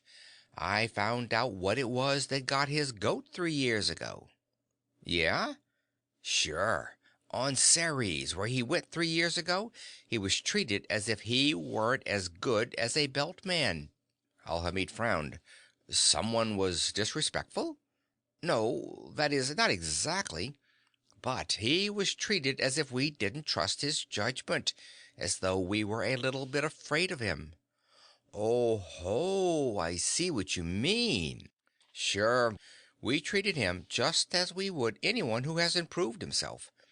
And that meant we were treating him the same way we treated our own lower classes, as he thought of them. I had Governor Holger get his Ceres detectives to trace down everything that happened. You can read the transcript if you want. There's nothing particularly exciting in it, but you can see the pattern if you know what to look for. I'm not even certain it was fully conscious on his part. I'm not sure he knew why he disliked us. All he was convinced of was that we were arrogant and thought we were better than he is. It's kind of hard for us to see that a person would be that deeply hurt by seeing the plain truth that someone else is obviously better at something than he is. But you've got to remember that an Earthman is brought up to believe that every person is just exactly as good as every other, and no better. A man may have a skill that you don't have, but that doesn't make him superior. Oh my, no. Anyway, I started out by apologizing for our habit of standing up all the time. I managed to plant the idea in his mind that the only thing that made him think we felt superior was that habit.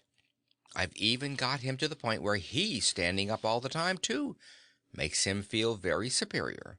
He's learned the native customs. I get you, Alhamid said. I probably contributed to that inferiority feeling of his myself. Didn't we all? Anyway, the next step was to take him around and introduce him to some of the execs in the government and in a couple of the companies. I briefed him beforehand. Friendly chats, that sort of thing.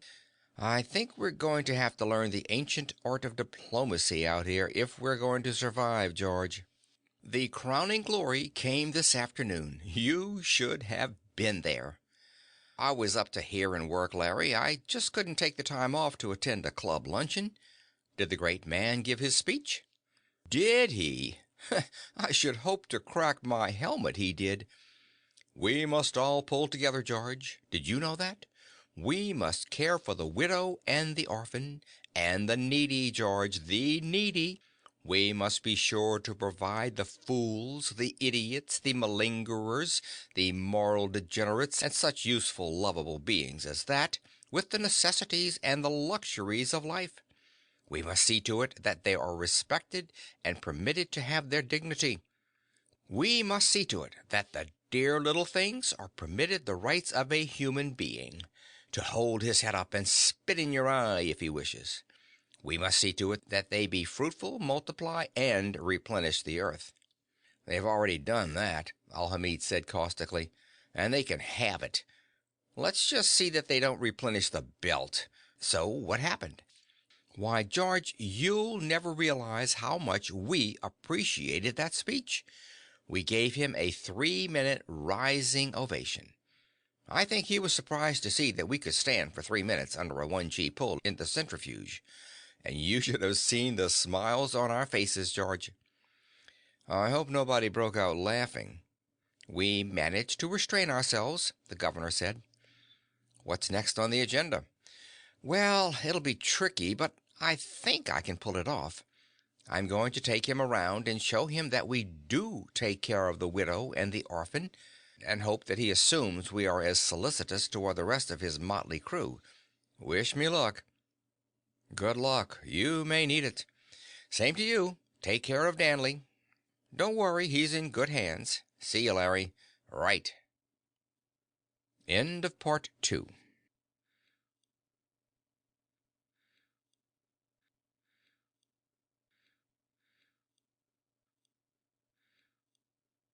Part 3 of Anchorite by Randall Garrett.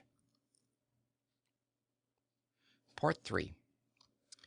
There were 3 spacesuited men on the bleak, rocky ground near the North Pole of Pallas, a training area of several square miles known as the North 40. Their helmets gleamed in the bright, hard light from a sun that looked uncomfortably small to an Earthman's eyes. 2 of the men were standing, facing each other some 15 feet apart. The third, attached to them by safety lines, was hanging face down above the surface, rising slowly like a balloon that has almost more weight than it can lift. No, no, no, Mr. Danley. You are not crawling, Mr. Danley. You are climbing. Do you understand that? Climbing. You have to climb an asteroid just as you would climb a cliff on Earth. You have to hold on every second of the time or you will fall off. St. Simon's voice sounded harsh in Danley's earphones, and he felt irritatingly helpless, poised, floating above the ground that way. His instructors were well anchored by metal eyes set into the rocky surface for just that purpose. Although Pallas was mostly nickel iron, this end of it was stony, which was why it had been selected as a training ground. Well, snapped St. Simon, what do you do now? If this were a small rock, you'd be drifting a long ways away by now. Think, Mr. Danley, think. Then shut up and let me think, Danley snarled. If small things distract you from thinking about the vital necessity of saving your own life, Mr. Danley, you would not live long in the belt. Danley reached out an arm to see if he could touch the ground. When he had pushed himself upward with a thrust of his knee, he hadn't given himself too hard a shove.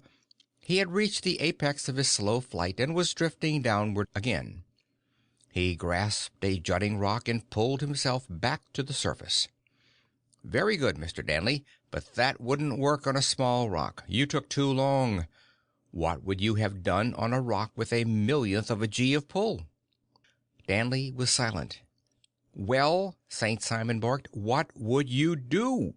I don't know, Danley admitted. Ye gods and little fishhooks. This was Carrie Brand's voice. It was supposed to be St. Simon's turn to give the verbal instructions, but Brand allowed himself an occasional remark when it was appropriate. St. Simon's voice was bitingly sweet. What do you think those safety lines are for, Mr. Danley? Do you think they are there for decorative purposes? Well, I thought I was supposed to think of some other way. I mean, that's so obvious. Mr. Danley, St. Simon said with sudden patience, we are not here to give you riddles to solve. We're here to teach you how to stay alive in the belt. And one of the first rules you must learn is that you will never leave your boat without a safety line. Never. An anchorman, Mr. Danley, is called that for more than one reason. You cannot anchor your boat to a rock unless there is an eye-bolt set in it. And if it already has an eye-bolt, you would have no purpose on that rock. In a way, you will be the anchor of your boat, since you will be tied to it by your safety line. If the boat drifts too far from your rock while you are working, it will pull you off the surface, since it has more mass than you do. That shouldn't be allowed to happen, but if it does, you are still with your boat, rather than deserted on a rock for the rest of your life, which wouldn't be very long. When the power unit in your suit ran out of energy, it would stop breaking your exhaled carbon dioxide down into carbon and oxygen, and you would suffocate. Even with emergency tanks of oxygen, you would soon find yourself freezing to death. That sun up there isn't very warm, Mr. Danley. Peter Danley was silent, but it was an effort to remain so. He wanted to remind St. Simon that he, Danley, had been a spaceman for nearly 15 years. But he was also aware that he was learning things that weren't taught at Earthside schools. Most of his professional life had been spent aboard big, comfortable ships that made the short Earth-Luna hop. He could probably count the total hours he had spent in a spacesuit on the fingers of his two hands. All right, Mr. Danley, let's begin again. Climb along the surface. Use toe holes, hand holes, and finger holes. Feel your way along. Find those little crevices that will give you a grip. It doesn't take much. You're a lot better off than a mountain climber on Earth because you don't have to fight your weight. You only have your mass to worry about. That's it. That's it. Fine. Very good, Mr. Danley.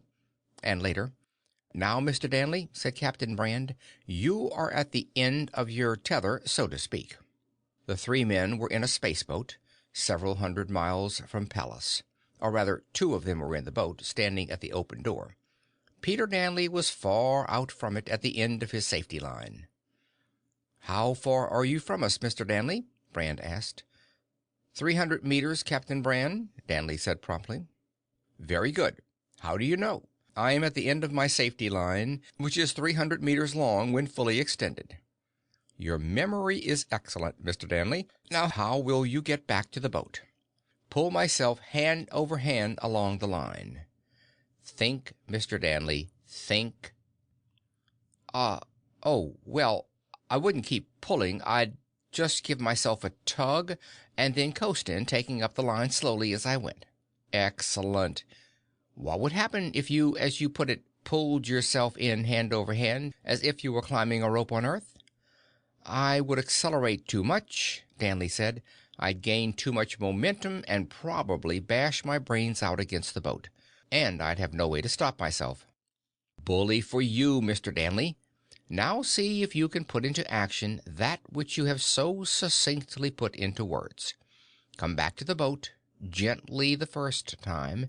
We'll have plenty of practice so that you can get the feel of the muscle pull that will give you a maximum velocity with a minimum of impact at this end. Gently now. Still later. Judgment, Mr. Danley, St. Simon cautioned. You have to use judgment. A spaceboat is not an automobile. There is no friction out here to slow it to a stop. Your accelerator is just exactly that, an accelerator. Taking your foot off it won't slow you down a bit. You've got to use your reverse. Peter Danley was at the controls of the boat. There were tiny beads of perspiration on his forehead. Over a kilometer away was a good-sized hunk of rock. His instructors wouldn't let him get any closer.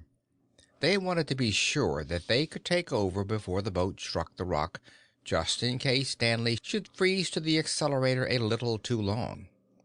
He wasn't used to this sort of thing. He was used to a taped acceleration-deceleration program which lifted a big ship, aimed it, and went through the trip all automatically. All he had ever to do was drop it the last few 100 feet to a landing field. Keep your eyes moving, St. Simon said. Your radar can give you data that you need. Just remember that it can't think for you. Your right foot controls your forward acceleration. Your left foot controls your reverse acceleration. They can't be pushed down together. When one goes down, the other goes up. Balance one against the other. Turning your wheel controls the roll of the boat. Pulling your wheel toward you or pushing it away controls the pitch. Shifting the wheel left or right controls the yaw. The instructions had been pounded into his head until each one seemed to ring like a separate little bell. The problem was coordinating his body to act on those instructions. One of the radar dials told him how far he was from the rock. Another told him his radial velocity relative to it. A third told him his angular velocity. Come to a dead stop exactly 1,000 meters from the surface, Mr. Danley, St. Simon ordered. Danley worked the controls until both his velocity meters read 0 and the distance meter read exactly 1 kilometer. Very good, Mr. Danley. Now, assume that the surface of your rock is at 995 meters. Bring your boat to a dead stop exactly 50 centimeters from that surface. Danley worked the controls again. He grinned with satisfaction when the distance meter showed 995.5 on the nose. Captain St. Simon sighed deeply. Mr. Danley, do you feel a little shaken up? Banged around a little? Do you feel as though you'd just gotten a bone-rattling shock? No. You should. You slammed this boat a good 2 feet into the surface of that rock before you backed out again. His voice changed tone. Damn it, Mr. Danley, when I say surface at 995, I mean surface. Edway Tarnhorst had been dictating notes for his report into his recorder and was rather tired, so when he asked Peter Danley what he had learned, he was rather irritated when the blond man closed his blue eyes and repeated parrot-like, Due to the lack of water-oxygen atmosphere, many minerals are found in the asteroids which are unknown on Earth. Among the more important of these are oldhamite, CAS, doberlinite, FeCr2s4, shebersite, and rabidite, Fe3Ni3P, lawrencite, FeCl2, and tainite, an alloy of iron containing... That's not precisely the sort of thing I meant, Tarnhorst interrupted testily. Danley smiled. I know. I'm sorry. That's my lesson for tomorrow. So I gathered. May I sit down? There were only 2 chairs in the room. Danley was occupying one, and a pile of books was occupying the other. Danley quickly got to his feet and began putting the books on his desk. Certainly, Mr. Tarnhorst, sit down. Tarnhorst lowered himself into the newly emptied chair. I apologize for interrupting your studies, he said. I realize how important they are, but there are a few points I'd like to discuss with you. Certainly. Danley seated himself and looked at the older man expectantly. The nullifiers are on, he said. Of course, Tarnhorst said absently. Then, changing his manner, he said abruptly, Have you found anything yet? Danley shook his head.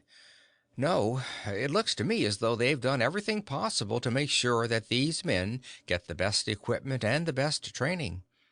The training instructors have been through the whole affair themselves. They know the ropes. The equipment, as far as I can tell, is top-grade stuff. From what I've seen so far, the company isn't stinting on the equipment or the training. Tarnhorst nodded. After nearly 3 months of investigation, I have come to the same conclusion myself. The records show that expenditures on equipment have been steadily increasing. The equipment they have now, I understand, is almost failure-proof. He looked questioningly at Danley. Danley nodded. Apparently. Certainly no one is killed because of equipment failure. It's the finest stuff I've ever seen. And yet, Tarnhorst said, their books show that they are constantly seeking to improve it. I don't suppose there is any chance of juggling the books on you, is there? Tarnhorst smiled a superior smile. Hardly. In the first place, I know bookkeeping. In the second, it would be impossible to whip up a complete set of balancing books covering a period of nearly 80 years overnight. I agree, Danley said. I don't think they set up a special training course just for me overnight either. I've seen classes on Vesta, Juno, and Eros, and they're all the same. There aren't any fancy false fronts to fool us, Mr. Tarnhorst. I've looked very closely. Have you talked to the men? Yes, they have no complaints. Again, Tarnhorst nodded. I have found the same thing. They all insist that if a man gets killed in space, it's not the fault of anyone but himself, or, as it may be, an act of God. One of my instructors ran into an act of God some years ago, Danley said. You've met him. Brand, the one with the scarred face. He explained to Tarnhorst what had caused Brand's disfigurement, but he survived, he finished, because he kept his wits about him even after he was hit. Commendable, very commendable, Tarnhorst said. If he'd been an excitable fool, he'd have died. True. But what I was trying to point out was that it wasn't equipment failure that caused the accident. No, you're quite right. Tarnhorst was silent for a moment. Then he looked into Danley's eyes. Do you think you could take on a job as anchorman now? I don't know, said Danley evenly, but I'm going to find out tomorrow. Peter Danley took his final examination the following day. All by himself, he went through the procedure of positioning his ship, setting up a rocket drill, firing it, and setting in an anchor. It was only a small rock, 9 meters through, but the job was almost the same as with the big ones. Not far away, Captain St. Simon watched the Earthman's procedure through a pair of high-powered field glasses. He breathed a deep sigh of relief when the job was done. Jules, he said softly, I am sure glad that man didn't hurt himself any. Yes, sir.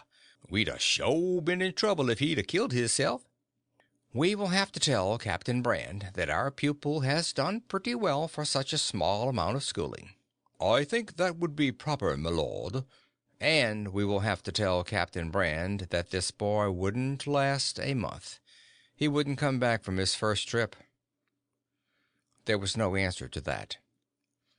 3 days later, amid a cloud of generally satisfied feelings, Edway Tarnhorst and Peter Danley took the ship back to Earth. I cannot, of course, give you a copy of my report, Tarnhorst had told George Alhamid. That is for the eyes of the committee only. However, I may say that I do not find the belt companies or the governments of the belt cities at fault. Do you want to know my personal opinion? I would appreciate it, Mr. Tarnhorst, George has said. Carelessness, just plain carelessness on the part of the workers. That is what has caused your rise in death rates. You people out here in the belt have become too used to being in space. Familiarity breeds contempt, Mr. Alhamid. Steps must be taken to curb that carelessness. I suggest a publicity campaign of some kind. The people must be thoroughly indoctrinated in safety procedures and warned against carelessness. Just a few months of schooling isn't enough, Mr. Alhamid. You've got to start pounding it into their heads early. If you don't, he shook his head. He had grown used to doing so in low gravity by now. If the death rate isn't cut down, we shall have to raise the premium rates, and I don't know what will happen on the floor of the People's Congress. However, I think I can guarantee 6 months to a year before any steps are taken. That will give you time to launch your safety campaign. I'm certain that as soon as this carelessness is curbed, the claims will drop down to their former low point. We'll certainly try that, Alhamid had said heartily. Thank you very much, Mr. Tarnhorst. When they had finally gone, Alhamid spoke to the governor. That's that, Larry. You can bring it up at the next meeting of the Board of Governors. Get some kind of publicity campaign going. Plug safety. Tell 'em carelessness is bad. It can't hurt anything, and actually might help. Who knows? What are you going to do at your end? What we should have done long ago. Finance the insurance ourselves. For the next couple of years, we'll only make death claims to Earth for a part of the total. We'll pay off the rest ourselves. Then we'll tell 'em we've brought the cost down so much that we can afford to do our own insurance financing. We let this insurance thing ride too long, and it has damn near got us in a jam. We needed the income from Earth. We could still use it, but we need our independence more. I second the motion, the governor said fervently. Look, suppose you come over to my place tonight and we'll work out the details of this report, okay? Say at 9? Fine, Larry, I'll see you then. Alhamid went back to his office. He was met at the door by his secretary, who handed him a sealed envelope. The Earthman left this here for you. He said you'd know what to do with it. Alhamid took the envelope and looked at the name on the outside. Which Earthman? He asked. The young one, she said. The blonde one. It isn't even addressed to me, Alhamid said with a note of puzzled speculation in his voice. No, I noticed that. I told him he could send it straight to the school, but he said you would know how to handle it. Alhamid looked at the envelope again, and his eyes narrowed a little. Call Captain St. Simon, will you? Tell him I would like to have him come to my office. Don't mention this letter. I don't want it breezed all over Palace. It was nearly 20 minutes before St. Simon showed up. Alhamid handed him the envelope. You have a message from your star pupil. For some reason, he wanted me to deliver it to you. I have a hunch you'll know what that reason is after you read it. He grinned. I'd appreciate it if you'd tell me when you find out. This Mr. Danley has worried me all along. St. Simon scowled at the envelope, then ripped off one end and took out the typed sheets. He read them carefully, then handed them over to Alhamid. You'd better read this yourself, George. George Alhamid took the pages and began to read. Dear Captain St. Simon, I am addressing this to you rather than anyone else, because I think you will understand more than anyone else. Captain Brand is a fine person, but I have never felt very much at ease with him. I won't go into the psychological reasons that may exist, other than admit that my reasons are purely emotional. I don't honestly know how much they are based on his disfigurement. Mr. Alhamid is almost a stranger to me. You are the only Belt man I feel I know well. First, I want to say that I honestly enjoyed our 3 months together. There were times when I could have cheerfully bashed your head in, I'll admit, but the experience has left me feeling more like a real human being, more like a person in my own right, than I have ever felt before in my life. Believe me, I appreciate it deeply. I know now that I can do things on my own without being dependent on the support of a team or a committee, and for that I am grateful. Tarnhorst has heard my report and accepted it. His report to the People's Congress will lay the entire blame for the death rate rise on individual carelessness rather than on any fault of management. I think, in the main, I am justified in making such a report to Tarnhorst, although I am fully aware that it is incomplete. I know that if I had told him the whole truth, there would have been a ruckus kicked up on Earth that would cause more trouble in the Belt than I'd care to think about. I'm sure you're aware of the political situation as I am.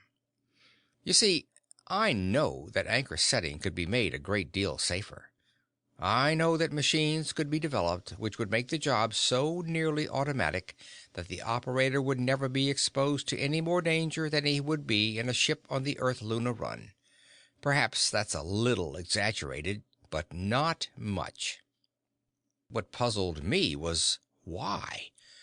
Why shouldn't the companies build these machines if they were more efficient?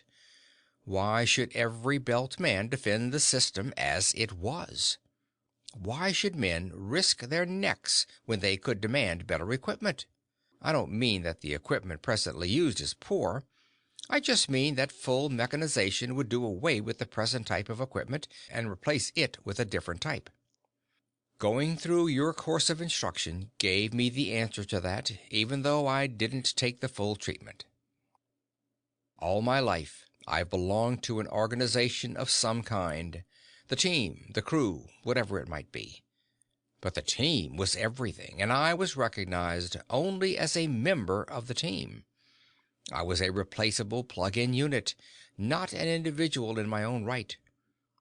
I don't know that I can explain the difference exactly, but it seems to me that the team is something outside of which the individual has no existence, while the men of the Belt can form a team because they know that each member is self-sufficient in his own right. On Earth, we all depend on the team, and in the long run that means that we are depending on each other. But none of us feels he can depend on himself. Every man hopes that, as a member of the team, he will be saved from his own errors, his own failures. But he knows that everyone else is doing the same thing. And deep down inside, he knows that they are not deserving of his reliance.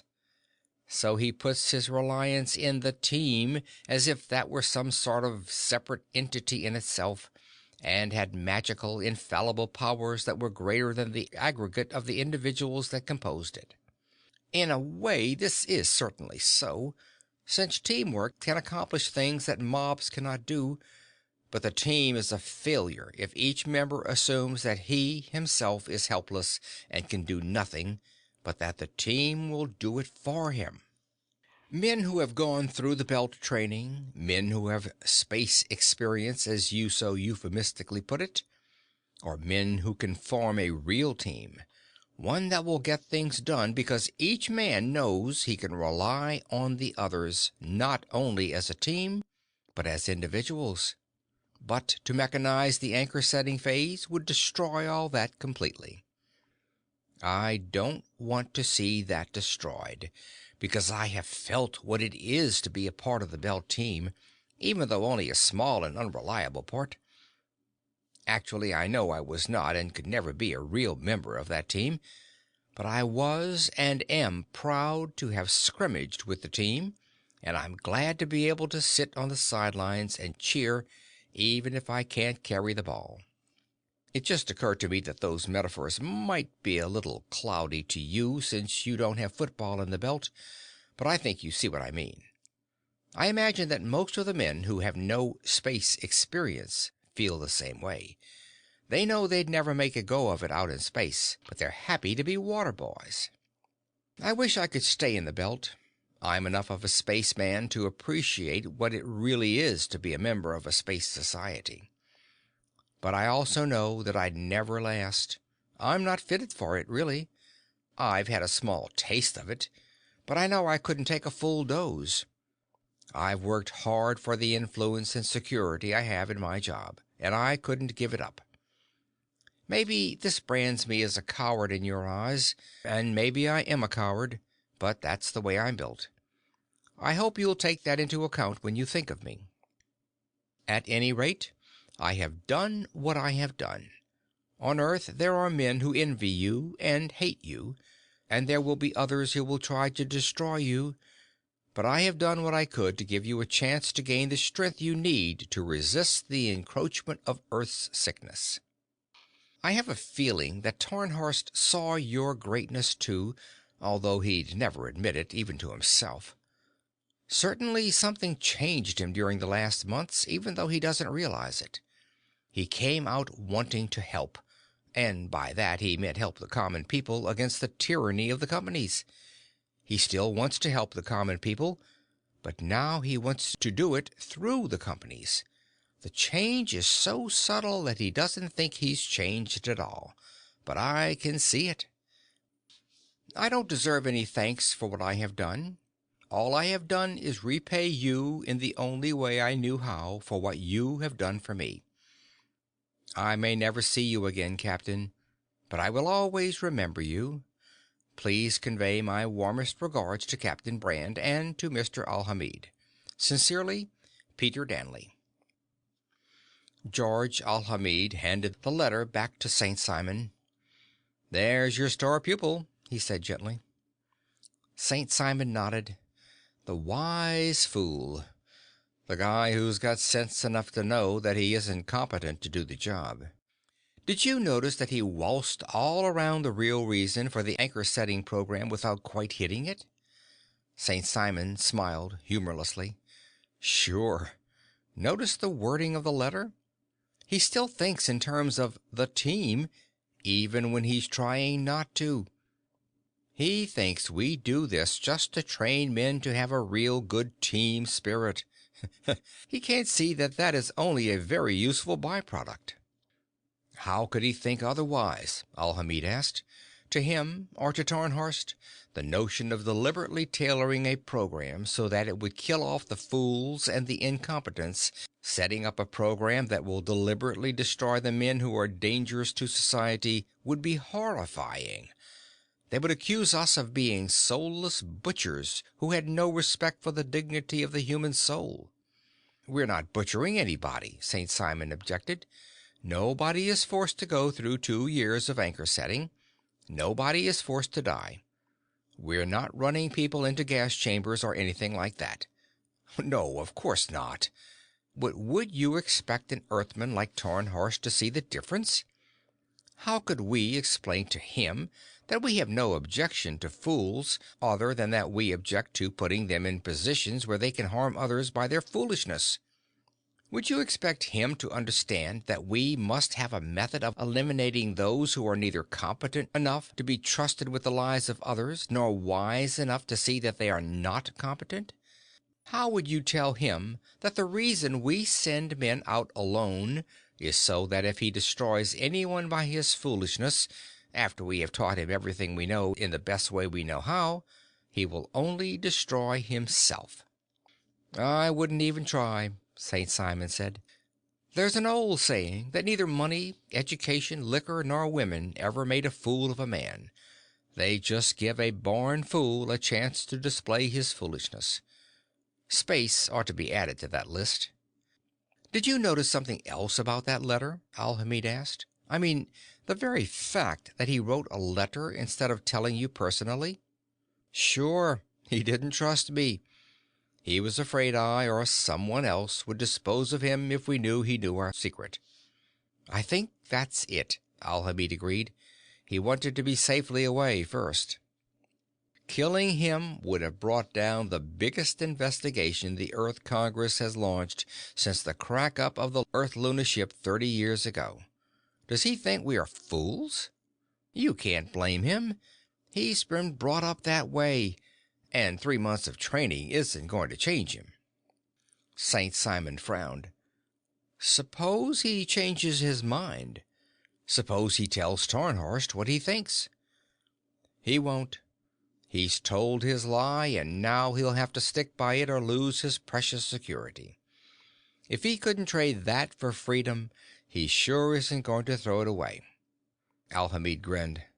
"But can you imagine a guy thinking that anchor setting could be completely mechanized?" St. Simon grinned back. "I guess I'm not a very good teacher after all. I told him and told him and told him for 3 solid months that the job required judgment, but it evidently didn't sink in. He's got the heart of a romantic and the soul of an earthman, a very bad combination." "He has my sympathy," Alhamid said with feeling. "Now, about you. Your blue ticket still has 3 months to run, but I can't give you a class if you're only going to run through the first half of the course with him, and I don't have any more Earthmen for you to give special tutoring to. You have 3 choices. You can loaf with pay for 3 months, you can go back to space and get double pay for 3 months, or you can take a regular 6-month class and get double pay for the last 3 months. Which'll it be?" St. Simon grinned widely. "I'm going to loaf until I get sick of it, then I'll go back to space and collect double pay for what's left of the 3 months. First off, I'm going to take a run over to Vesta. After that, who knows?" "I thought so. Most of you guys would stay out there forever if you didn't have to come back for supplies." St. Simon shook his head. "Nope, not true. A man's got to come back every so often and get his feet on the ground. If you stay out there too long, you get to talking to yourself." An hour later, the spaceboat Nancy Bell lifted from the surface of Pallas and shot toward Vesta. "Jules, old cobblestone, we have just saved civilization." Jawohl, Herr Hafenverfresser. And now we go to find das Mädchen, nicht wahr? "Herr Professor Hafenprofessor to you, my boy."